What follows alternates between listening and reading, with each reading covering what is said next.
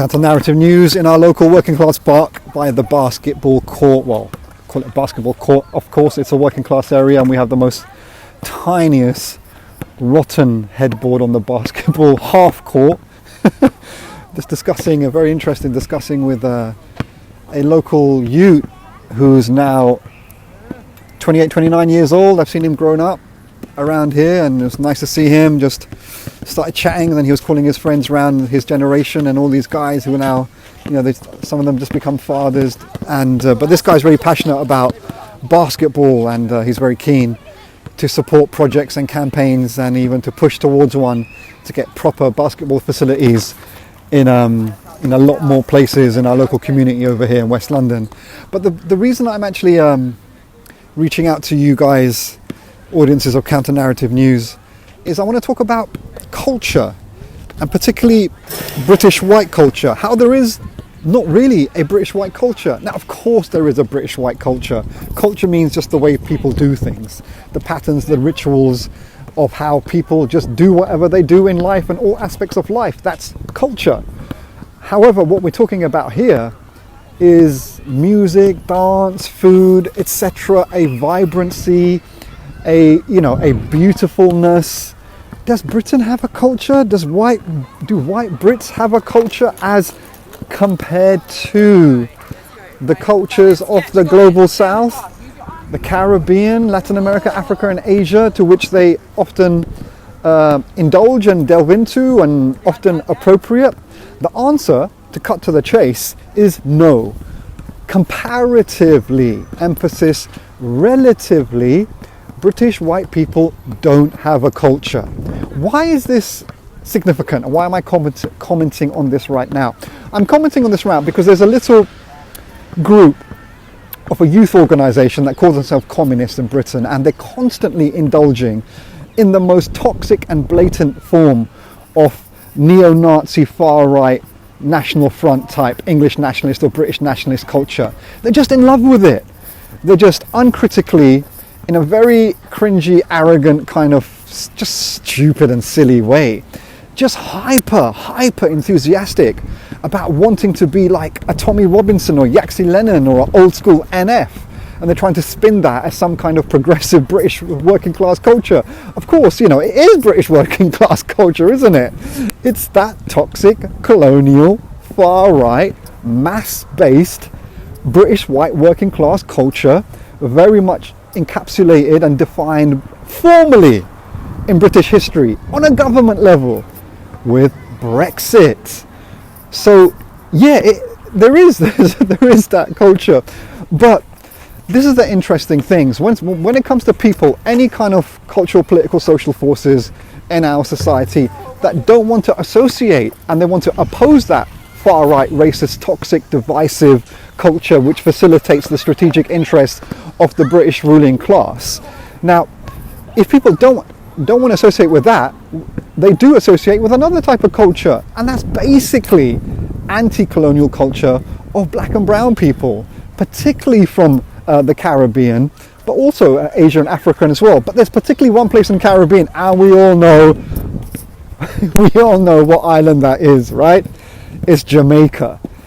Jamaica has disproportionately impacted the globe with their revolutionary anti-colonial black grassroots culture. Of course, there's Bob Marley, but reggae, ragga culture in general, and the food and the dance and the attitude and the posture, all of that, it's just globalized, and people love it, and absolutely rightly so, because it's gorgeous. And the Caribbean is that anti-colonial melting pot of all the peoples of the world, by force have been placed there by British colonialism and other colonialism, French, Spanish, Dutch as well, Portuguese and others. And we've created a beautiful anti-colonial culture out of the Caribbean, and it's celebrated all over the island of Britain as well by a lot of people here who are happy to be led by a black working class grassroots culture which creates moments of great resistance again and again in this country for many generations now. Most recently, August the 2011 uprising and the summer of resistance of 2020, particularly June the 13th. Now, here's another interesting point. British white, there's a section of British white people, and they could even call themselves on the left, even the radical left, who are just really uncomfortable about accepting the fact that they basically have no culture, and the culture they have is a toxic, racist, colonial nonsense of utter grey cardboard boringness, and they just don't want to accept that actually it's anti-colonial black culture, which is the only direction to go to. So then, and this is connected to this, this young wannabe group of communists come EDL is Tommy Robinson loyalists, that they just want to indulge in the worst types of British culture. And so, for example, Shane Meadows, Made in England or whatever it is, This is England. Like, everyone knows that the far right love that, because whatever Shane Meadows' motivation was, the far right take from that film the fact that all the nasty racist slurs are used. So they take it and they're happy with that. And, moments of racist brutality and violence, so they take it and they're happy with that. Same as American History X. Now that's supposed to, some people say, oh, that's an anti-racist film, but there's such brutal scenes of racism in that. Of course the racists are going to just say, oh, thank you very much, we'll take that and we'll celebrate that. And that's what they do. And then in contradistinction to that, and in counter opposition to that, you have things like La Haine by Matthew Kasowitz, which came out, 1994? What a film. What a film. Migrant-based, black-led, council estate, Brothers United, Vince, Said, and Hubert. Is that right? Sorry, memory doesn't... just to facilitate remembering everything absolutely correctly. Yeah, it's Vince, Said, and Hubert, I think, the boxer. Anyway, so the whole film is around Vince wants to, in the riot, he gets a gun from the police and he plots revenge after they kill one of the brothers on the council estate. And there's a scene where they nearly kill a neo-Nazi, a fascist in Paris when they travel there. Actually, the fascist is played by Matthew Kasowitz himself, emphasizing how much he wanted to portray and convey that the film was very much about a council estate, black and brown, Arab, African, and in the case of Vince, Jewish-led militant working class resistance. It's totally different. It's an anti-colonial, anti-racist, anti-white supremacist film based on the council estates on the grassroots. You know what? It was interesting. I had a conversation today with some white leftist in England, and he hadn't even heard of Pressure by Horace Ove from 1976.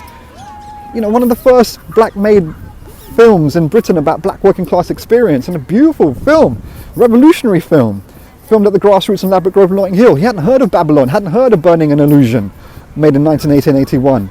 Just extraordinary, isn't it? It's absolutely extraordinary that people who call themselves Marxists or whatever, they're not even aware of the real socialist culture in Britain. In Britain, the real class struggle, politics and culture. In Britain, they're not aware of it. It's just beggars belief, beggars absolute belief. But we come back to this thing that there is a section of racist white Brits, wherever in the political spectrum, considering they're far left to the far right and everywhere in between, who just are so resistant to accepting just the de facto reality and as actually how things stand. So that's what I wanted to convey, really. And it's important to challenge these people, especially in a context where far-right racism has become centre ground and centred and normalised increasingly. It's to challenge this stuff, and it's to assert ourselves confidently, to celebrate ourselves. I mean, we do it naturally and normally, like it's just, we don't even think about it. It's just who we are, what we do, how we sing, how we move, how we cook, how we dress, how we swag, all of that stuff. But, understand the great revolutionary potency, strength of that. Culture, and culture again leads everything. Everyone operates around how they behave culturally, and culture is not just natural, quote unquote. It's a construct. It's a construct of either the oppressed or the oppressor. It's either the culture of the oppressed and liberatory. I mean, it can be contradictory, but still in general pushing towards liberation, or it's pushing towards oppression. People have to choose, and push people to choose in a positive way, in a celebratory way, through the culture, through the music. That's always been part of our political strategy, isn't it? bring the sound system, bring the poetry, bring the art, right? Anyway, just wanted to share that. Big it up, everyone. Hope you're having a fantastic weekend.